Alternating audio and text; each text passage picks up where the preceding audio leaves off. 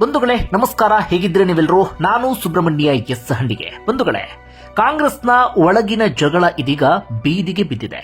High command ಈಗಲೂ ಎಚ್ಚೆತ್ತುಕೊಳ್ಳದೆ ಹೋದರೆ ಪರಿಸ್ಥಿತಿ ಇನ್ನಷ್ಟು ಬಿಗಡಾಯಿಸುವಂತ ಎಲ್ಲಾ ಲಕ್ಷಣಗಳು ಕೂಡ ಕಾಣಿಸ್ತಾ ಇದೆ. ಬಂಧುಗಳೇ, ನಿಮ್ಮೆಲ್ಲರಿಗೂ ಕೂಡ ಗೊತ್ತಿದೆ, ಸಿದ್ದರಾಮಯ್ಯ ಹಾಗೆ ಡಿಕೆ ಶಿವಕುಮಾರ್ ನಡುವೆ ಸಮರ ನಡೀತಾ ಇದೆ. ಅದು ಕೂಡ ಸಿಎಂ ಕುರ್ಚಿಗೋಸ್ಕರ. ಇಲ್ಲಿಯವರೆಗೆ ಸಿಎಂ ಸಿದ್ದರಾಮಯ್ಯನವರ ಹೇಳಿಕೆಗೆ ಡಿಕೆ ಶಿವಕುಮಾರ್ ಕೌಂಟರ್ ಕೊಡೋದು ಅಥವಾ ಡಿಕೆ ಶಿವಕುಮಾರ್ ಹೇಳಿಕೆಗೆ ಸಿದ್ದರಾಮಯ್ಯ ಕೌಂಟರ್ ಕೊಡೋದು ಅಂಥದ್ದು ನಡೆದಿರಲಿಲ್ಲ, ಅಥವಾ ನೇರ ಸಮರ ಎನ್ನುವ ರೀತಿಯಾದಂಥ ಬೆಳವಣಿಗೆ ಕೂಡ ಆಗಿರಲಿಲ್ಲ. ಆದರೆ ಇವತ್ತು ಆ ಹಂತಕ್ಕೂ ಕೂಡ ಬಂದಿದೆ. ನಾಳೆ ನಾಡಿದ್ದು ಅನ್ನುವಷ್ಟರಲ್ಲಿ ಅದಿನ್ಯಾವ ರೂಪವನ್ನು ಪಡೆದುಕೊಳ್ಳುತ್ತೋ ಗೊತ್ತಿಲ್ಲ. ಇವತ್ತಾಗಿರುವಂತಹ ಪ್ರಮುಖ ಬೆಳವಣಿಗೆ ಏನು ಅಂತ ಗಮನಿಸ್ತಾ ಹೋಗೋದಾದ್ರೆ, ಡಿಕೆ ಶಿವಕುಮಾರ್ ಅವರ ಒಂದು ಪೋಸ್ಟ್ ಇವತ್ತು ಗಮನ ಸೆಳೆತು, ರಾಷ್ಟ್ರ ಮಟ್ಟದಲ್ಲಿ ಸುದ್ದಿ ಆಯಿತು. ಅದೇನು ಅಂದ್ರೆ, ಕೊಟ್ಟ ಮಾತನ್ನ ಉಳಿಸಿಕೊಳ್ಳುವುದೇ ಜಗತ್ತಿನ ಅತಿ ದೊಡ್ಡ ಶಕ್ತಿಯಾಗಿದೆ. ಜಡ್ಜ್ ಆಗಿರಲಿ, ಅಧ್ಯಕ್ಷರಾಗಿರಲಿ ಅಥವಾ ಯಾರೇ ಆಗಿರಲಿ, ನನ್ನನ್ನು ಸೇರಿಸಿ ಯಾರೇ ಆದ್ರೂ ಕೊಟ್ಟ ಮಾತಿನಂತೆ ನಡೆದುಕೊಳ್ಬೇಕು ಅಂತ ಸೋಷಿಯಲ್ ಮೀಡಿಯಾದಲ್ಲಿ ಒಂದು ಪೋಸ್ಟ್ ಮಾಡಿದ್ರು. ನಿನ್ನೆ ಕೆಪಿಸಿಸಿ ಕಚೇರಿಯಲ್ಲಿ ಇದೇ ರೀತಿಯಾದಂತಹ ಹೇಳಿಕೆಯನ್ನು ಕೂಡ ಡಿಕೆ ಶಿವಕುಮಾರ್ ಕೊಟ್ಟಿದ್ರು. ಅಂದ್ರೆ ಡಿಕೆ ಶಿವಕುಮಾರ್ ಇಲ್ಲಿಯವರೆಗೆ ನಮ್ಮ ನಡುವೆ ಏನೋ ಒಂದು ಒಪ್ಪಂದ ಆಗಿದೆ, ಮಾತುಕತೆ ಆಗಿದೆ, ಯಾರೋ ಮಾತು ಕೊಟ್ಟಿದ್ದಾರೆ ಅನ್ನೋದನ್ನ ಬಹಿರಂಗವಾಗಿ ಎಲ್ಲೂ ಕೂಡ ಹೇಳಿರಲಿಲ್ಲ, ಅಥವಾ ನಾನು ಸಿಎಂ ಆಗಬೇಕು ಅನ್ನೋದನ್ನ ಕ್ಲೈಮ್ ಮಾಡಿಕೊಂಡಿರಲಿಲ್ಲ, ಅಥವಾ ಸಿದ್ದರಾಮಯ್ಯನವರು ಕೊಟ್ಟ ಮಾತಿನ ಪ್ರಕಾರವಾಗಿ ಕುರ್ಚಿಯನ್ನ ಬಿಟ್ಕೊಡಬೇಕು ಎನ್ನುವಂತ ಮಾತನ್ನ ಡಿಕೆ ಶಿವಕುಮಾರ್ ಎಲ್ಲೂ ಕೂಡ ಹೇಳ್ತಾ ಇರಲಿಲ್ಲ. ಬೇರೆ ಬೇರೆ ರೀತಿಯಲ್ಲಿ ಪರೋಕ್ಷವಾಗಿ ಹೇಳುವಂತ ಪ್ರಯತ್ನವನ್ನ ಪಡ್ತಾ ಇದ್ರು. ಆದ್ರೆ ಇವತ್ತು ಬಹಿರಂಗವಾಗಿ ನಾನು ಸಿಎಂ ಆಗಬೇಕು ಅನ್ನೋದನ್ನ ಕ್ಲೈಮ್ ಮಾಡಿದ್ರು, ಸಿದ್ದರಾಮಯ್ಯನವರು ಮಾತು ಕೊಟ್ಟಿದ್ರು ಅನ್ನೋದನ್ನು ಕೂಡ ಜನರಿಗೆ ತಿಳಿಸುವಂತ ಪ್ರಯತ್ನವನ್ನ ಡಿಕೆ ಶಿವಕುಮಾರ್ ಮಾಡಿದ್ರು. ಇದಾಯ್ತು. ಅದಾದ ಬಳಿಕ ಮಾಧ್ಯಮದವರು ಕೇಳಿದ್ರು ಡಿಕೆ ಶಿವಕುಮಾರ್ ಅವರಿಗೆ, ಇಂಥದ್ದೊಂದು ಪೋಸ್ಟ್ ಮಾಡಿದ್ದೀರಲ್ಲ ಅಂತ. ಅದು ಯಾಕೋ ಏನೋ ಗೊತ್ತಿಲ್ಲ, ಡಿಕೆ ಶಿವಕುಮಾರ್ ದಿಢೀರ್ ಅಂತ ಉಲ್ಟಾ ಹೊಡೆದ್ಬಿಟ್ರು. ನಾನು ಹಂಗೆ ಹೇಳೇ ಇಲ್ಲ ಅಂದ್ರು. ಮಾಧ್ಯಮದವರು ಕೇಳಿದ್ರು, ಹಾಗಾದ್ರೆ ಅದು ಫೇಕಾ ಅಂತ. ಹೌದು ಫೇಕ್ ಎನ್ನುವ ರೀತಿಯಲ್ಲಿ ಡಿಕೆ ಶಿವಕುಮಾರ್ ಸ್ಟೇಟ್ಮೆಂಟ್ ಅನ್ನ ಕೊಟ್ರು.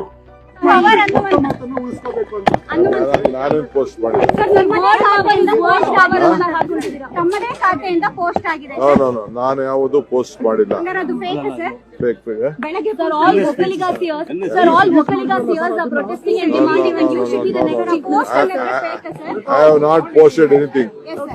I have not posted anything.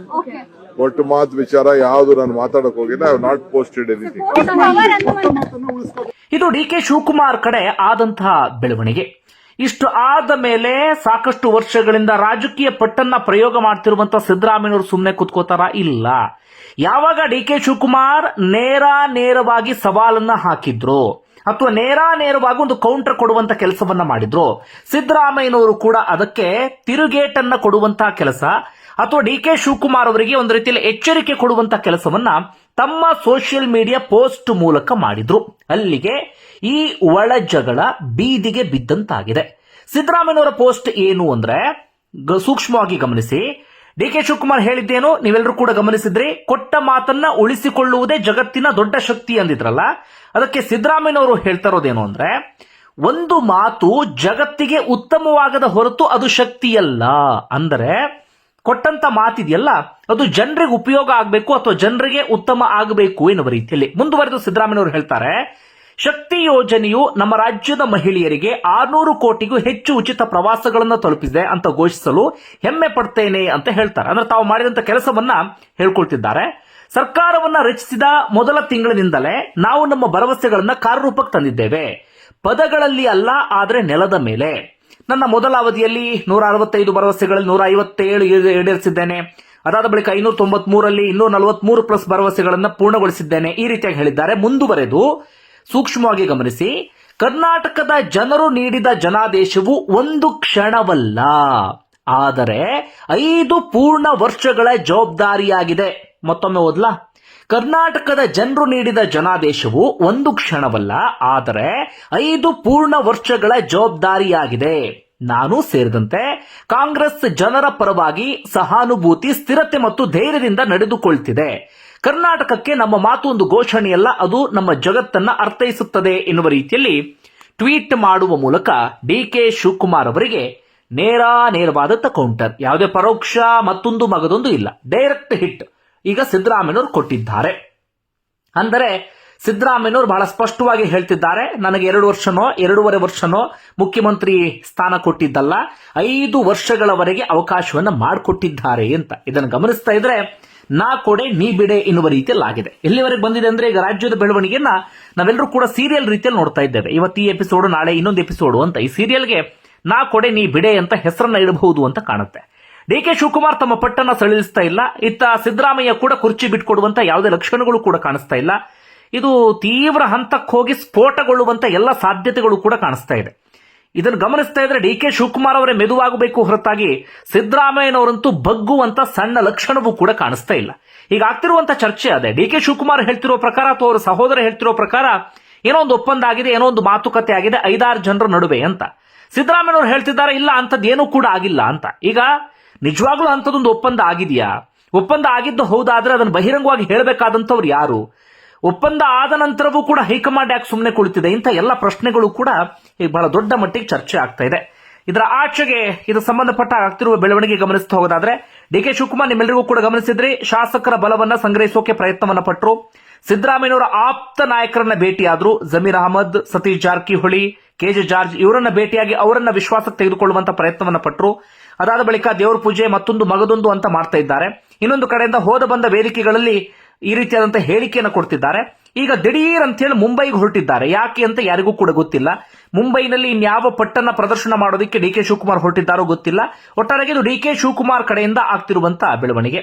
ಅತ್ತ ಸಿದ್ದರಾಮಯ್ಯನವರ ಆಪ್ತ ಬಣದ ಶಾಸಕರು ಸಭೆ ಮೇಲೆ ಸಭೆ ಮಾಡ್ತಾ ಇದ್ದಾರೆ. ಅಹಿಂದ ನಾಯಕರು ಬಹಿರಂಗವಾಗಿ ಹೇಳಿಕೆಯನ್ನು ಕೊಡೋದಕ್ಕೆ ಶುರು ಮಾಡ್ಕೊಂಡಿದ್ದಾರೆ. ಈ ರೀತಿಯಾಗಿ ಸಿದ್ದರಾಮಯ್ಯನವರ ಕಡೆಗೆ ಒಂದಷ್ಟು ಬೆಳವಣಿಗೆ ಆಗ್ತಾ ಇದೆ. ಅದರ ನಡುವೆ ಮಲ್ಲಿಕಾರ್ಜುನ ಖರ್ಗೆ ಬಹಳ ಸ್ಪಷ್ಟವಾಗಿ ಹೇಳಿದ್ರು, ಹೌದು ಒಳೆ ಜಗಳ ನಡೀತಿರೋದು ಹೌದು ಎನ್ನುವ ರೀತಿಯಲ್ಲಿ. ಹಾಗೆ ಇಬ್ಬರನ್ನು ಕೂಡ ನಾವು ದೆಹಲಿಗೆ ಕರೆದು ಸಂಧಾನ ಸಭೆ ಮಾಡ್ತೀವಿ ಎನ್ನುವ ರೀತಿಯಲ್ಲಿ ಹೇಳ್ತಿದ್ದಾರೆ. ಹೆಚ್ಚು ಕಡಿಮೆ ನಾಡಿದ್ದು ಈ ಸಭೆ ನಡೆಯುತ್ತೆ ಎನ್ನುವಂತ ಮಾತುಗಳು ಕೇಳಿ ಬರ್ತಾ ಇದೆ. ಆ ಸಭೆಯಲ್ಲಿ ಏನಾಗುತ್ತೋ ಏನೋ ಗೊತ್ತಿಲ್ಲ. ಇದು ಒಂದು ಬೆಳವಣಿಗೆ. ಇದರ ಆಚೆಗೆ ಈಗ ಸ್ವಾಮೀಜಿಗಳು ಕೂಡ ಅಖಾಡಕ್ಕೆ ಎಂಟ್ರಿ ಕೊಟ್ಟಿದ್ದಾರೆ. ಬೇರೆ ವಿಚಾರದಲ್ಲಾದ್ರೂ ಬರೋದಿಲ್ಲ. ಯಾರಿಗಾದ್ರೂ ಅನ್ಯಾಯ ಆಗಿದೆ ಅಂದಾಗ ಅಥವಾ ಸಮಾಜದಲ್ಲಿ ಅಂದ್ರೆ ಅವರದ್ದೇ ಸಮಾಜದಲ್ಲಿ ಅಥವಾ ಅವರ ಸಮುದಾಯದಲ್ಲಿ ಯಾರಿಗಾದ್ರೂ ಮೋಸ ಆಗಿದೆ, ಇನ್ನೊಂದೇನೋ ಆಗಿದೆ ಅಂದಾಗ ಯಾರು ಮಾತಾಡಲ್ಲ, ತುಟಿಕ್ ಪಿಟಿಕ್ ಅನ್ನಲ್ಲ, ಬಾಯಿಗೆ ಒಮ್ಮೆ ಜಿಪ್ ಹಾಕೊಂಡು ಇದ್ದು ಬಿಡ್ತಾರೆ. ಆದ್ರೆ ರಾಜಕೀಯ ಅಂತ ಬಂದಾಗ ಕಾವಿ ಧರಿಸಿದ್ದಾಗಿಯೂ ಕೂಡ ರಾಜಕೀಯದಲ್ಲಿ ನೇರವಾಗಿ ಎಂಟ್ರಿ ಕೊಟ್ಟು ಬಿಡ್ತಾರೆ. ನಮ್ಮವರಿಗೆ ಅದಾಗಬೇಕು, ನಮ್ಮವರಿಗೆ ಇದಾಗಬೇಕು ಎನ್ನುವ ರೀತಿಯಲ್ಲಿ. ನಿರ್ಮಲಾನಂದ ಶ್ರೀಗಳು ಹೇಳ್ತಿದ್ದಾರೆ ಡಿ ಕೆ ಶಿವಕುಮಾರ್ ಮುಖ್ಯಮಂತ್ರಿ ಆಗಬೇಕು ಅಂತ ನೇರವಾಗಿ ಹೇಳ್ತಿದ್ದಾರೆ. ಇನ್ನೊಂದು ಕಡೆಯಿಂದ ಕಾಗಿನೆಲೆ ಶ್ರೀಗಳು ಹೇಳ್ತಿದ್ದಾರೆ ಸಿದ್ದರಾಮಯ್ಯನವರು ಯಾಕೆ ಬಿಟ್ಕೊಡ್ಬೇಕು ಎನ್ನುವ ರೀತಿಯಲ್ಲಿ ಅವರು ಪ್ರಶ್ನೆಯನ್ನ ಮಾಡ್ತಿದ್ದಾರೆ. ಈ ರೀತಿಯಾಗಿ ಸ್ವಾಮೀಜಿಗಳು ಕೂಡ ಇದೀಗ ಅಖಾಡಕ್ಕೆ ಎಂಟ್ರಿ ಕೊಟ್ಟ ರೀತಿಯಲ್ಲಿ ಆಗಿದೆ. ಸದ್ಯಕ್ಕೆ ಆಗಿರುವಂತ ಬೆಳವಣಿಗೆ ಇದು. ಇದರ ಆಚೆಗೆ ರಾಜಕೀಯ ವಿಶ್ಲೇಷಕರು ಹೇಳ್ತಿರುವಂತಹ ಪ್ರಕಾರ ಯಾವುದೇ ಕಾರಣಕ್ಕೂ ಸಿದ್ದರಾಮಯ್ಯನನ್ನು ಕೆಳಗಿಳಿಸೋದಿಲ್ಲ ಎನ್ನುವಂತ ಮಾತು. ಯಾಕಂದ್ರೆ ಹೆಚ್ಚು ಕಡಿಮೆ 100ರಿಂದ 120 ಕ್ಷೇತ್ರದಲ್ಲಿ ಅಹಿಂದ ಮತ ಪ್ರಮುಖ ಸ್ಥಾನವನ್ನು ವಹಿಸುತ್ತೆ. ಅಲ್ಪಸಂಖ್ಯಾತರು, ಹಿಂದುಳಿದವರು, ದಲಿತರು ಅವರು ಒಂದು ಹಂತಕ್ಕೆ ಸಿದ್ದರಾಮಯ್ಯನವರ ಬೆನ್ನಿಗೆ ನಿಂತ್ಕೊಂಡಿದ್ದಾರೆ. ಅದನ್ನೇನಾದ್ರೂ ಶೇಕ್ ಮಾಡಿದ್ವಿ ಅಂತಾದ್ರೆ ಇರೋದೇ ಅಧಿಕಾರದಲ್ಲಿ 3 ರಾಜ್ಯದಲ್ಲಿ ಹಿಮಾಚಲ ಪ್ರದೇಶ, ತೆಲಂಗಾಣ, ಕರ್ನಾಟಕ. ಸಿದ್ದರಾಮಯ್ಯ ಡಿಸ್ಟರ್ಬ್ ಮಾಡಿದ್ರೆ ಬಹಳ ದೊಡ್ಡ ಸಮಸ್ಯೆ ಆಗಬಹುದು ಎನ್ನುವ ರೀತಿಯಲ್ಲಿ ಅವರು ಯೋಚನೆ ಮಾಡ್ತಿದ್ದಾರೆ. ಹಾಗಾದ್ರೆ ಡಿ ಕೆ ಶಿವಕುಮಾರ್ ಅವರಿಗೆ ಏನು ಮಾಡೋದು ಅನ್ನುವಂತ ಒಂದಷ್ಟು ಯೋಚನೆ ಇದೆ ಅವರಿಗೆ.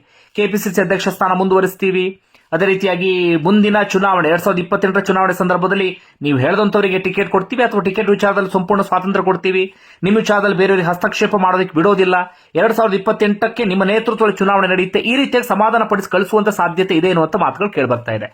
ಇಲ್ಲ ಆಗದೇ ಇಲ್ಲ, ಸಿದ್ದರಾಮಯ್ಯ ಕುರ್ಚಿ ಬಿಡಲೇಬೇಕು ಅಂದ್ರೆ ಇತ್ತ ನಾನು ಕುರ್ಚಿ ಬಿಡೋದಕ್ಕೆ ರೆಡಿ ಇದ್ದೀನಿ, ಡಿ ಕೆ ಶಿವಕುಮಾರ್ ಮಾತ್ರ ಸಿಎಂ ಆಗಬಾರ್ದು ಅಂತ ಸಿದ್ದರಾಮಯ್ಯ ಹಠ ಹಿಡಿದು ಕುಳಿತುಕೊಂಡ್ರೆ ಇಬ್ಬರ ಜಗಳ 3ನೇವರಿಗೆ ಲಾಭ ಎನ್ನುವ ರೀತಿಯಲ್ಲಿ ದಲಿತ ಸಿಎಂ ವಿಚಾರ ಮುನ್ನೆಲೆಗೆ ಬಂದು ಕೊನೆಗೆ ಮಲ್ಲಿಕಾರ್ಜುನ ಖರ್ಗೆ ಅವರಿಗೂ ಡಾಕ್ಟರ್ ಜಿ ಪರಮೇಶ್ವರ್ ಅವರಿಗೂ ಮುಖ್ಯಮಂತ್ರಿ ಪಟ್ಟ ಒಲಿಯುವಂತ ಸಾಧ್ಯತೆ ಇದೆ ಎನ್ನುವಂತ ಮಾತುಗಳು ಮಾತ್ರ ಕೇಳಿಬರ್ತಾ ಇದೆ. ಅಂದ್ರೆ ರಾಜಕೀಯ ವಿಶ್ಲೇಷಕರ ಪ್ರಕಾರ ಡಿ ಕೆ ಶಿವಕುಮಾರ್ ಸಿಎಂ ಆಗುವಂತ ಸಾಧ್ಯತೆ ತೀರಾ ಕಡಿಮೆ. ಒಂದು ಸಿದ್ದರಾಮಯ್ಯನವರು ಮುಂದುವರಿತಾರೆ, ಇಲ್ಲ ಸಿದ್ದರಾಮಯ್ಯ ಕುರ್ಚಿಯಿಂದ ಕೆಳಗಿಳಿದ್ರೆ ಪರಮೇಶ್ವರ್ ಅವರಿಗೂ ಮಲ್ಲಿಕಾರ್ಜುನ ಖರ್ಗೆ ಅವರಿಗೂ ಆ ಸ್ಥಾನ ಒಲಿಯುತ್ತೆ ಎನ್ನುವಂತ ಮಾತು. ಬಂಧುಗಳು, ನಿಮ್ಗೆ ಏನಿಸ್ತದೆ ನನ್ನ ಕಮೆಂಟ್ ಬಾಕ್ಸ್ ಅಲ್ಲಿ ಮೆನ್ಷನ್ ಮಾಡಿ. ಧನ್ಯವಾದ ವಿಡಿಯೋ ನೋಡಿದ್ದಕ್ಕಾಗಿ.